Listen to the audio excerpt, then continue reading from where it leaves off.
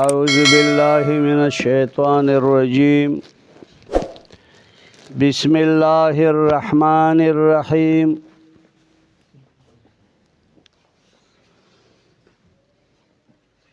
قل أعوذ برب قل هو قل هو الله أحد الله الصمد لم يلد ولم يولد ولم يكن له كفوا أحد. دا د تفسیر اخرنی درې سورتونه تاسو پرېښي دي. الحمدلله چې د الحمدونه تر اوسه پورې دې ځای پورې الله تعالی تاسو باندې رحم وکړو، مهرباني وکړه چې د قرآن عظیم د تفسیر او د ترجمې تاسو له الله تعالی توفیق درکړو. دا ډېر مبارک کتاب دی. د دې کتاب سره چې څومره د سړي نسبت پیدا کیږي نو هغه انسان برکتي کیږي. الله تبارک وتعالی دې کتاب ته د برکت کتاب ویلي او هذا کتاب انزلناه مبارک. الله وی دا کتاب ما نازل کړی دی او دا د برکت والی کتاب دی. د دې سره چې څومره د انسان تعلق پیدا کیږي هغه برکتي کیږي. دا الله تعالی ستاسو باندې لوی پیرزونه وکړه چې تاسو له توفیق درکړو د تفسیر د قرآن او ستاسو نسبت نن د قرآن عظیم سره د دې طالباتو پیدا شو او د دې ضرورت زیات دی. د بناتو ضرورت زیات دی په نسبت سره بنینو ته، ځکه چې دې سره د دین ترقی په دې سره راځي چې کوم د زنانو همیشه د پاره د دود کور د تربیت د بچی د تربیت سره تعلقي چې کله بچی پیدا شي او د تربیت د هغه وخت نه ښه شروع شي صحیح، الله دنه لوی او ډېر لوی عزتمن بنده خېجي. نو د دې وجې نه الحمدلله زمونږ په پاکستان کې نن سبا د بنینو مدارسو نه د بناتو مدارس زیات شو او دې ته زیات ضرورت هم دی. نو دا د الله رحم دی چې داسې ځای په ځای په دې څو ورځو کې ما هم 3-4-5 یعنې پروګرام له زه لاړم. دا د بناتو اکثر دغه تفسیر کیږي او د دې سره د قرآن سره د دې زنانو نسبت پیدا کیږي. دا ډېر د سعادت خبرې دي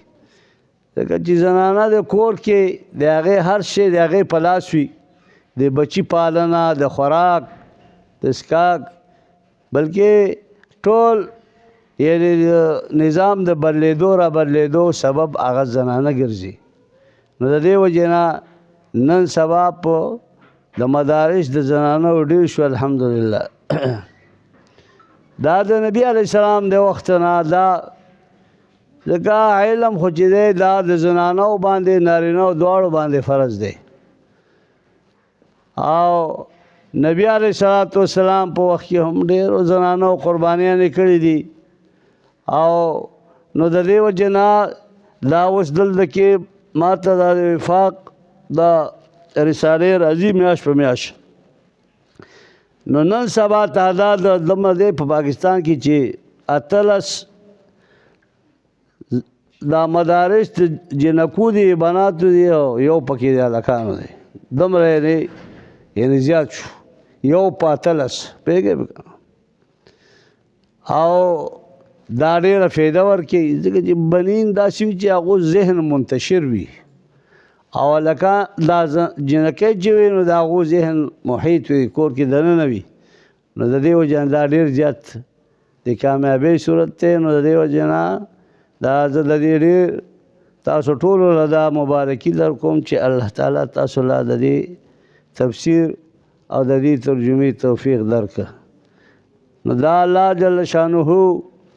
په قرآن عظیم دا موضوع د ټول قرآن توحید قرآن عظیم د ټول قرآن منګه د موضوع د صورت بیانو چیرې دا صورت د څه موضوع ده خو د ټول قرآن موضوع چې نو هغه توحید دی.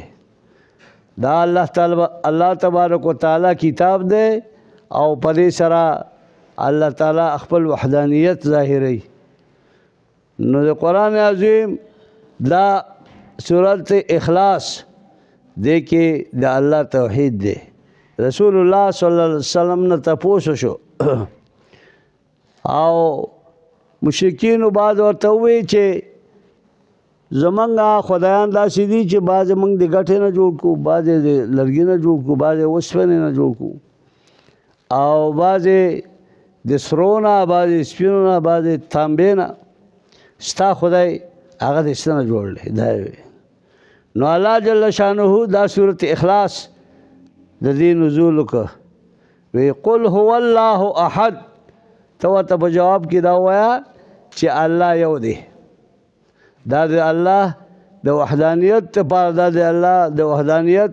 اسما دي ټول په دې کې. هو شان دا دی الله احد، الله یو دی، د ده سره بل مثال نشته چې تاسو به د دې مثالونه ورکوئ چې دا د څه نه جوړ دی. دا الله یو دی. او الله صمد، الله دا بې نیاز دی، د ده یعنی مثال او د ده بل هم مثل بل څوک نشته. د صمد معنی ډېرې زیاتې دي او ابن تیمیه سے په خپل تفسیر کې لیکلي چې دا تقریبا 600 معنی دي صمد. پوهېږئ په که نه؟ الله بې نیازه دی، بې مثله دی، د ده بل مماثل نشته. او لم یلد ولم یولد، دا د ټول د الله هغه اسماء او د هغه صفتونه دي. الله داسې ذات دی چې نه د ده نه څوک پیدا دی نه دی د چا پیدا دی. نو که د ده نه څوک پیدا شي نو هغه بیا به دې هغه دپاره له صاحبتون، د هغه دپاره به بي وي. دارنګې که چې دې د چا نه پیدا شي نو بیا به دې حادث شي. دا به بیا او الله چې دی دا قدیم دی، دا قدیم دی ذات دی الله تعالی. نو نه د ده نه څوک پیدا نه دې د چا پیدا دی. ولم یکن له کفوا احد،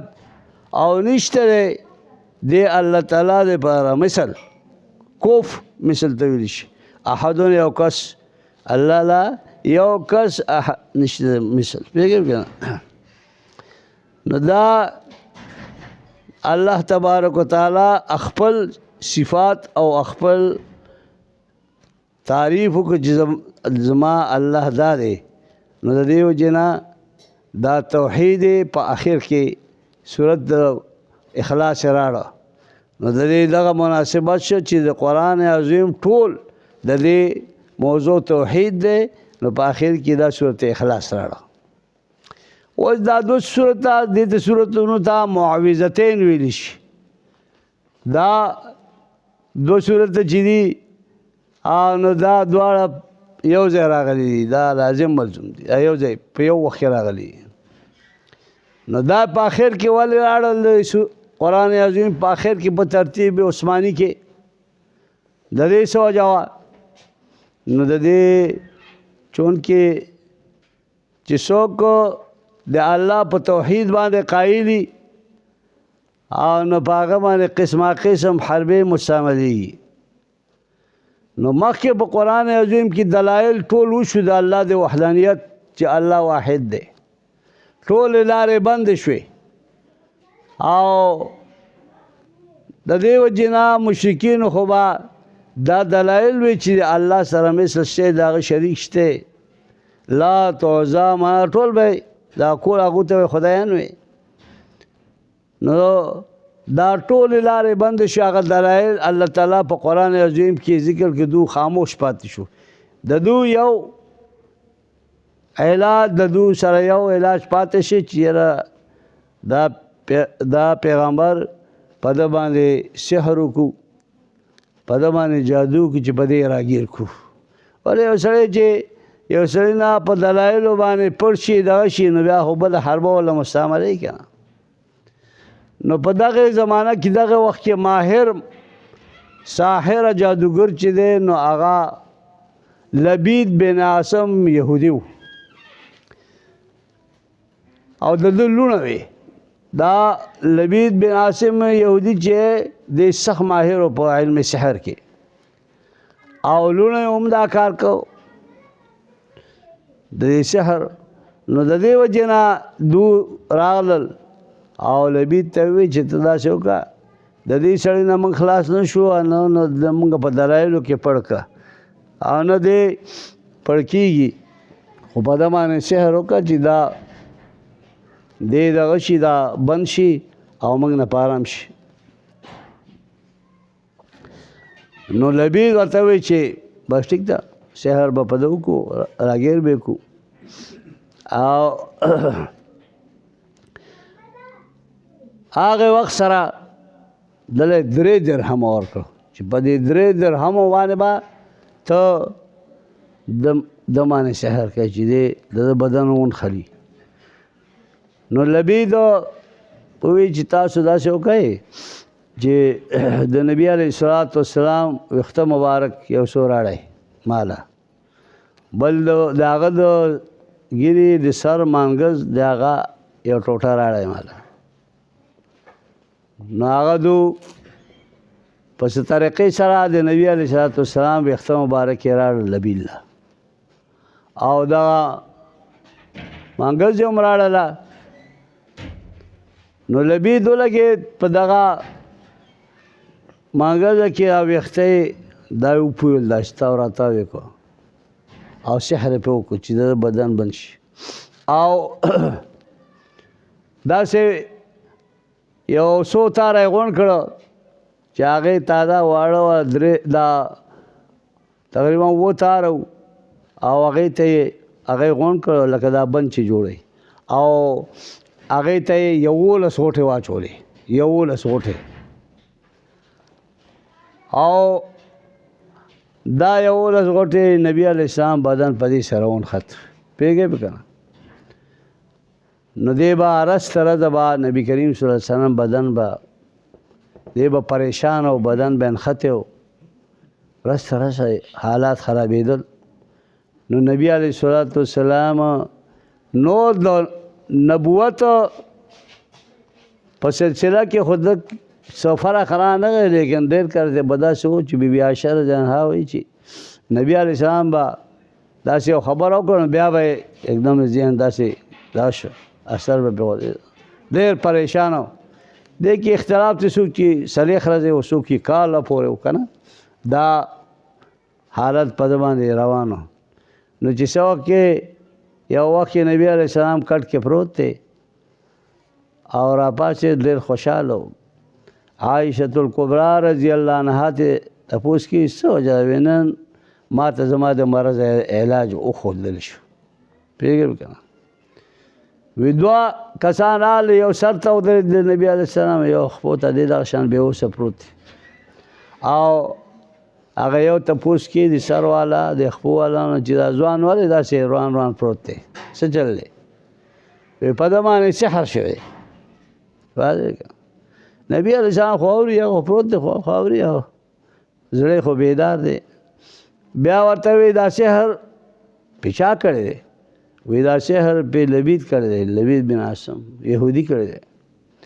بیا یې وی چې دا سحر په کوم ځای کې دی؟ دا وی په پلانکي کوی کې هغه کوی زوړ ارټ کوی ورته یاد کړه چې په هغې کې دا اوبه دي په هغې کې دا پروت دی. پوهېږئ په که نو د نبی علیه الصلاة والسلام چې ویښ شو نو ډېر خوشحال بي بي عایشه رضی الله عنها ته وایي چې داسې چلو شو. حضرت علي صاحب نور څو صحابه بلکې نبي علیه السلام په خپله لاړ هغه ځای ته هغې کوي هغه غرړ ته او یو دوه کسان یې کوز کړل کوي ته هغې کې اوبه وې خو چاته اوبې وښلې نه زړې اوبه وې هغه اوبه هغه چې ښکته کوز شو نو داسې شی کړی دی چې دا کجورې دا ګوشه نه دا چې اوچته شي داسې که نه دا ګوشه چې دا نو د دې کجورې ګوشې په منځ کې هم دغه منګز ایښی ده چې کوم باندې سحر شو او دغه بند دا بند هغه هم پکې ایښی دی او دا داسې کلک تړلی دي او په دې اوبو کې ښکته ایښي دی پاسه پې ګټه ایښې ده هغه اوبه د دې سحر د وجه نه دا شوي چې هغه تکې سره شوي لکه نکریزو دا اوبه نه داسې سره شوي وي نو دا چې راواغسته خبره راوخته نبي علیه السلام هغه پرانسته چې ویې کته په دې کې جبریل علیه السلام راورسېد نبي علیه السلام ته او دا دو صورتونه چې دا صورت فلق او دارنګه صورت ناس دا دواړه دا یولس آیات دي دا مخکنی چې قل اعوذ بالفلق دا 15 آیات دی او دا دویم چې دی نو دا 6 آیات دی یولس آیات دي زه بس جبریل علیه السلام راغی وی وایه بس د چې شروع کړو چې قل اعوذ برب الفلق یو باندې لرې که پرانستی من شر ما خلق بل پرانستی من شر غاسق اذا وقت بل من شر النفاسات فی العقد بل من شر حاسد اذا حسد بل چې دا پرانستل یو او بیا د شپږ وروسته ښکته هم پرانستل نبي علیه السلام زما بدن کولاو شو داسې شی لکه چې اوښ چې سړی کلک وتړي او بیا کولاو شي ازاد ګرځي داسې یعنې په دې طریقې سره دا سحر معلوم کړو بیا لبید راوغوښته نبي علیه الصلاة والسلام او تپوس یې ترې وکړه چې دا تا ولې دا شی کوه دا هغې وی چې بس دو زه مجبور کړم بس ومې کنو لبید وی که په دې نبي علیه الصلاة والسلام دا اصول چې هغه به ذاتی چې هغه ته به چا تکلیف ورسو هر چا کافر بو که مسلمان بو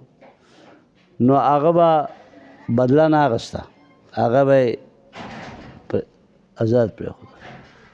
او چې مسلمان بل مسلمان نو هغې به ته هغه قصاص بدل به یې ته اخسته نبي علیه السلام ورته څه ونه ویل لبید ته څه ونه ویل نو دا دو صورت چې دي دا په هغه دوران کې نازل شوي دي د دې وجې نه دا دو صورتونه دا په کور کې دا همیشه دپاره چې کله داسې تکلیف راشي یا د انسان بدن ونخلي یا بیماری راشي اچانک نو دا صورتونه پې وایي نو الله تعالی به د هغې شفا راوړي دا د هغې علاج دی نو الله تعالی دا اخري دا صورتونه د اخري ذکر راوړل چې دا اخري علاج دی بیا د دې نه پاس بل حمله نه کېږي په قرآن باندې نو الله جل شانه وایي نبی علیه السلام ته جبریل علیه السلام راورسوي قل ووایه اعوذ برب الفلق چې زه پناه غواړم په رب د سبا باندې دا وایه اعوذ برب الفلق ویلی شي یو شی په منځ کول شلول یو څیز لکه سبا چې شپه دغه شي وچ وي نو هغه راشي دارنګې اوس فرض کړو ذمېدار یو پټي کې دانه وغورځوي چې هغه وچ وي نو هغې نه تیغې راوچت شي دې ته فلق ویلی شي نو دلته کې ترنه مراد رب د فلق یعنی رب د چولو یعنی رب د سبا نو دا نور په دې نورو سره دا یو د الله تعالی یو نوم یې ذکر کړی چې رب الفلق دی او دا نور د دې معنی په دې یو نوم باندې الله تعالی په دې یو نوم باندې پناه غوښتی په دې اول صورت کې من شر ما خلق زه پناه غواړم او دا وایه په رب د فلق سره د شر د هغه څیزونو خلقه چې ده پیدا کړي الله چې کوم څیزونه پیدا کړي په دې ټولو باندې زه پناه غواړم په رب د فلق سره هر شی چې دی خو هغه څه وي هغه شی د جاندار وي که غیر جاندار وي خو چې الله پیدا کړی دی د هغې ټولو نه زه پناه غواړم لکه جاندار څیزونه خو هغه چې موزي څیزونه شو لیکن غیر جاندار هم داسې وي جمادات لکه زهر شو زهر خو ګټه ده که نه نو د دې نه پناه غواړم چې الله تعالی ما د دې نه بچ کړي نو د دې وجه ما خلق چې ټول راغله څومره د الله پیدا کړي څیزونه دي د دې ټولو نه زه په رب د فلق سره زه امداد غواړم پناه غواړم چې ما د دې د ضرر نه وساتي من شر غاسق او دارنګه زه پناه غواړم د شر د شپې راتلونکي نه چې شپې راځي څوک اذا وقب کله چې تیاره شي چې تیاره شي او دې راوځي هر شی حدیث مبارک کې راځي چې دې بلکې نبی علیه السلام وایي چې کوم نور پرېوځي نو تاسو دا ماشومان دې لارو ته مه راوباسئ دې لوی لارو ته ځکه چې دې لارو ته ټول موزي څیزونه راوځي د خدای شان دی ما ډېر ځله ما لیدل هم دي داسې چې دا په دې لار کې ګرځي یا لړم شو مار شو دا په دې باندې ګرځي نو د دې وجې نه زه پناه د شر د هغه شپې راتلونکي نه چې شپې د راوځي څوک اذا وقب کله چې تیاره شي نو د مطلق د هغه شي نه زه پناه غواړم نو تاسو نبی علیه السلام وایي چې تاسو بچي مه راوباسئ لارو ته چې څو پورې ښه شپې حصه تېره شي نو دا دغه وخت کې ابتدا کې دا راوځي دا څیزونه نو د دې ټولو نه زه پناه غواړم ومن شر النفاسات فی العقد او زه پناه غواړم په رب د فلق سره د شر د نفاساتو نه د شر د هغه پوکي ورکوونکي ښځو نه نفاسات مؤنث صیغه دی ښځو فی العقد چې هغو په غوټو کې پوکي کوي او لکه دغه لبید چې دا نو د دې وجه هغه غوټو کې هغې کې دا بدن یې بند شي که نه نو زه پناه د شر د هغه پوکي کوونکو زنانو نه چې هغو پوکي کوي په غوټو کې او سحر کوي او منتر کوي او د بعض مفسرین چې دا نفاسات مؤنث ذکر چې زیات زنانه دا عمل کوي زنانه دا شر او فساد دا جوړي دا زنانه او بل دا چې دغلته د لبید لوڼه چې وي نو هغه هم دا سحر کو نو دی وجه نه من شر النفاسات ذکر وي د شر د پوکي کوونکو زنانو نه چې دو پوکي کوي او سحر پیدا کوي فی العقد په غوټه کې او غوټې ورکوي ومن شر حاسد اذا حسد او دارنګه زه پناه غواړم د شر د حاسد نه د کینهګر نه اذا حسد کله چې دی کینه کوي نو دا کینه د حاسد چې دا هم ډېره خرابه ځکه لکه څرنګې چې د نبي علیه السلام ته حسد و کینه وه نو هغه باندې سحر جادو کو نو زه پناه د دې نه غواړم نو دا 5 آیاتونه دا هم وي بیا ورپسې قل اعوذ برب الناس الله وی پر رب د خلقو باندې دا پدې کې او ټول نمونه د الله تعالی واغست قل اعوذ برب الناس ملک الناس اله الناس درې نمونه دلته کې یو رب الفلق کو بس دا نور د دې نه پناه حاصلولو دلته کې رب الناس رب د خلقو ملک الناس بادشاہ د خلقو الہ الناس معبود د خلقو د دې ټولو نومونو په دې زه پناه غواړم. د چا نه پناه غواړم؟ دې کې نور مې نه ښه تایید راوشته نومونه دا یعنی رب ملک الہ دا د الله نومونه دي. د څه نه پناه غواړم؟ من شر الوسواس الخناس د شر د هغه وسوسه پیدا کوونکي نه چې وسوسه په زړه کې پیدا کړي دننه. هغه څوک دی؟ الخناس چې هغه خناس دی. خناس دا داسې لفظ یعنی خناس معنا دا د شیطان صفت دی. شیطان چې دی الله تعالی په دې زړه باندې دا شیطان راشي نو دا منګولې ولګي داسې خاړتم پې ولګي نو دا چې کله ته ذکر کوې دا زړه خو الله تعالی د انسان چې دی نو دا د خپل ذکر لپاره پیدا کړی ځکه چې دا د انسان زړه دا د الله د ناستې ځای دی او چې کله ته دا خالی کی د الله د ذکر نه نو نبی علیہ الصلوۃ والسلام فرمایي چې اذا ذکر نو خنسه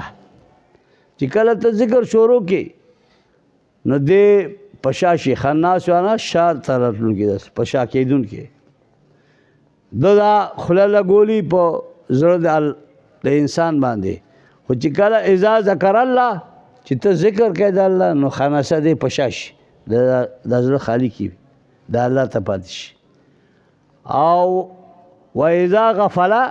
چې کله ته غافل شې د ذکر نه نو وسوسه دې بیا وسوسه پیدا کی بیا نو دا زړه اصلي کې د الله د ناستې ځای دی. خو ځکه چې حدیث قدسی دی وایي چې قلوب المؤمنین عرش الرحمن زړه د مؤمنانو چې دی دا د الله تعالی عرش ته ناستې ځای دی. زړه د مؤمنانو دا خو ډېر قیمتي ځای دی هغه موږ شیطان له ورکړی دی. نو قلوب المؤمنین عرش الرحمن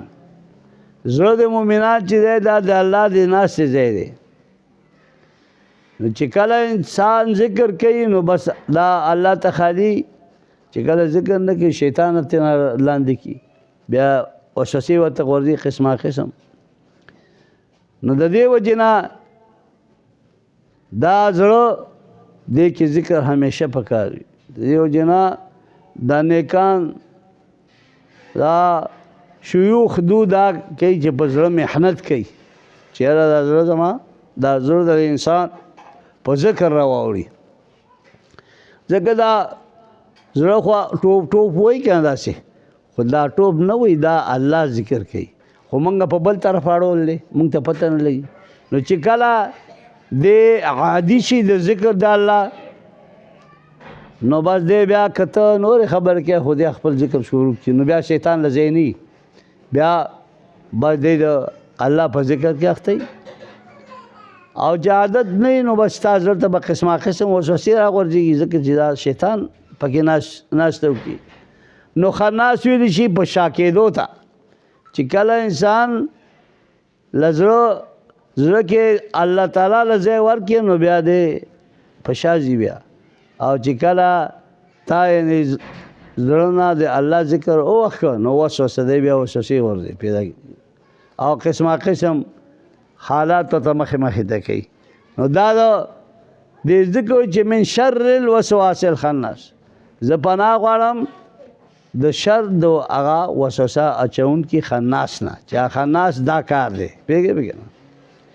الذي دا خناس هغه دی یوسوسو فی صدور الناس چې دې وسوسه غورځوي په زړونو د خلقو کې فی صدور الناس په زړونو د خلقو کې وسوسه غورځوي او دا خناس چې دی چې دا وسوسه غورځوي په زړونو د خلقو کې دا دوه قسمه دی من الجنت والناس دا د جناتو نوم دی راځي او د خلقو نوم دی انساني یعنی شیطان دو قسمه دی یو جنی دی او یو انسی دی. نو د دې دواړو نه زه پناه غواړم من الجنت والناس د دواړو نه پناه غواړم ځکه چې کوم انسان ته غلطې خبرې مخې ته کوي او غلط خواهشات مخې ته کوي نو دا انسی شیطان دی او چې د ده زړه کې نورې وسوسې راځي دا هغه جیني شیطان دی نو دا دوه شیطانانو نه د دې نه پناه غواړم نو دا زړه چې دی د انسان دا قیمتي شی دی دې کې دې باندې محنت پکار دی د دې وجې نه مولانا روم صاحب هغه د دې حدیث یعنی دغه کړی دی ترجمه یې کړې ده چې قلوب المؤمنین عرش الرحمن دا حدیث قدسی دی مر کے حق فرموده است من نه گنجم ہے چو در بالا و پست پیغمبر علیه السلام فرمایي چې الله فرمایلی دي چې زه نه ګرځم نه ځایږم نه پاسه نه ښکته دا چې ما له ځای څوک نشي راکولی چې ما ځای کړي نه بره نه ښکته در زمین و آسمان و عرش نیز من نه گنجم تو یقین دان ای عزیز په ځمکه په آسمان کې په عرش معلا کې زه نه ځایږم چې مالا ځای راکړي زه په هغې کې الله وي چې زه ځای شم او نو په کوم ځای کې ځایږم چې په ځمکه په آسمان په عرش معلا کې پاس لاندې ځمکه کې دې کې زما ځای نشي په کوم ځای کې ځایږم در دلی مومن بگنجم ای عجب گر مرا خواهی دران دلها طلب په زړه د مومن کې به زه ځای شم مومن زړه چې دی دا ماله ځای راکولی شي عرش معلا نشي راکولی اسمان نشي ځمکه هېڅ یو ځای کې زما ځای نشته د الله تعالی د مومن د زړه الله دومره عزت ورکړی دی گر مرا خواهی دران دلها طلب د ده په د مومن په زړه کې ځای کوم خو چې د ماله ځای راکړي په دې زړه کې مونږ خو ځای نه دی ورکړی که نه مونږ خو نور خواهشات ته نور دغه کوو محنت نه کوو پې نو د دې وجې نه دا ډېر قیمتي دی نو الله تبارک وتعالی دا د ټولو مشکلاتو لپاره دا دوه صورته چې دی نو دا د هغې حل ګرځولی دی چې دې کې ټول راګیر شوي دي چې څومره تا ته هر قسم تکلیف لرې من شر ما خلق د شر د ما خلق کې دا ټول راغله که چې د دې نه ما ته وساته یا الله تعالی فکر که نه نو دا اخرني صورتونه دا په دې باندې ختم شو او الله تبارک وتعالی دې تاسو دا تفسیر الله دا مبارک کی او الله تعالی دې بیا آئندہ پر بیا توفیق در کی الحمدللہ بسم اللہ الرحمن الرحیم الحمدللہ رب العالمین الرحمن الرحیم مالک یوم الدین ایاک نعبد و ایاک نستعین اهدنا الصراط المستقیم صراط الذین انعمت علیہم غیر المغضوب علیہم ولا الضالین آمین مبارک شجی اللہ تعالیٰ دے دا ستاسو دا ختم او دا دې بچو سره دا محنت او دارنګې دا چې کوم معلمي دي الله تعالی د دوی په عمرونو کې برکات واچوي حاجي صاحب له د په عمر کې الله برکت پیدا کړي دا خو حاجي صاحب حقیقت دا دی چې مولانا وی چې ما احسن الدین و دنیا اذا اجتمعت وی هغه ډېره مزه کوي چې سړی دیندار هم وي دنیادار هم وي خپل کار مار کوي او د خدمت د دین هم کوي نو دا د حاجي صاحب اولیا قرباني ده چې دا مدرسه په خپل تحویل کې په چا بوج نه غورځوي په خپل یعنی تعاون سره هغه په دې کې دا محنت کوي الله تعالی بدل زیات د دې اجر او عوض ورکوي ځکه چې دا ډېر لوی خدمت دی نو الله دې حاجي صاحب دې په عمر کې برکات واچوي او دارنګې بچو د قاري صاحب دي دا بچي دا نشي د حاجي صاحب الله دا ټول نیکان صالحان او عالمان د دین خادمان چې دوی د دین خدمت کوي او ځکه چې دا خو دا سلسله ده چې روانه ده موږ به سبا نه یو نو ده به زموږ په ځای باندې د دین خدمت کوي نو الله دې دوی لوی کړي الله دوی د قرآن حافظان کړي د قرآن په تفسیر په معنیو په حقایقو په معارفو دې الله پوه کړي او الله تبارک وتعالی دې موږ او تاسو ټول د دین خادمان وګرځي د دین خدمت دې کې دواړه فایدې دي هم الله انسان په دنیا کې هم خوشحاله ساتي او آخرت هم د خوشحاله وي حاجي صاحب دې الله په عمر کې برکت واچي چې دا دومره محنت کوي او قاری صاحب دې او الله تعالی دې دا مدرسه قائمه دائمه لري